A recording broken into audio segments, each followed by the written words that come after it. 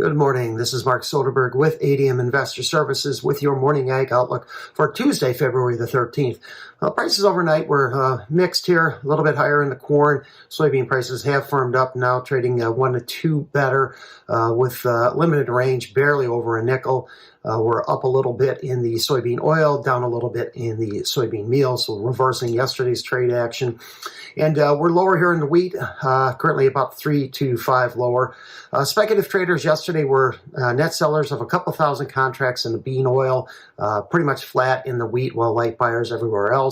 And with the exception of wheat, open interest was lower across the board. In corn, open interest actually dropped about 11,000 contracts. Not much fresh news here this morning, with China celebrating the Lunar New Year, while Carnival is being celebrated in Brazil. And here in the U.S., we are awaiting the U.S. Outlook Forum here later this week. Traders are bracing for bearish data with the likelihood of a sizable jump in corn stocks. Historically, the Outlook Forum has a tendency for overestimating stocks in the month of in February for both corn and in soybeans and in wheat. They actually have a tendency to underestimate stocks. We continue to see a wide range of production estimates coming out of South America. Dr. Michael Cordnier here in the past 24 hours lowered both his Argentine corn and soybean production forecasts, 2 million metric tons to 54 million metric tons on corn, 50 million metric tons on soybeans. He also lowered his Brazilian soybean forecast 2 million metric tons to 147, while corn was lowered 3 to 112 million metric tons. Both of his Brazilian forecasts are now just below what was released last week by CONAB. Just yesterday, AgRuel actually raised their second corn production estimate from Brazil 5 million metric tons to 91.2, citing favorable planting conditions and a much smaller drop in planted acres from their previous estimates. In Texas, they reported crop conditions here overnight. Winter wheat ratings slipped 4%, good to excellent, to 42%.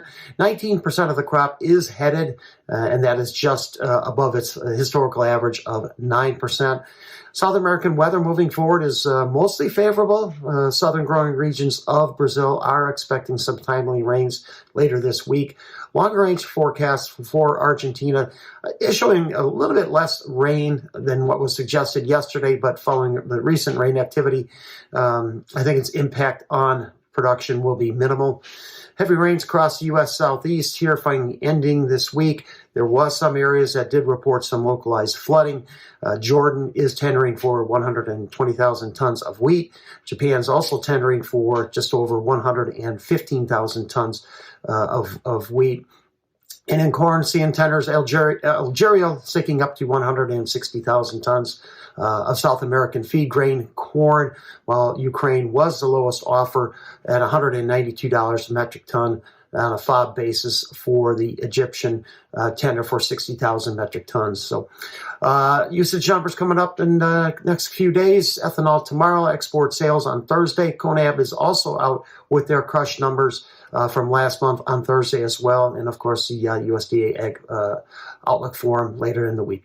Thank you for listening, everyone. I hope you have a wonderful day.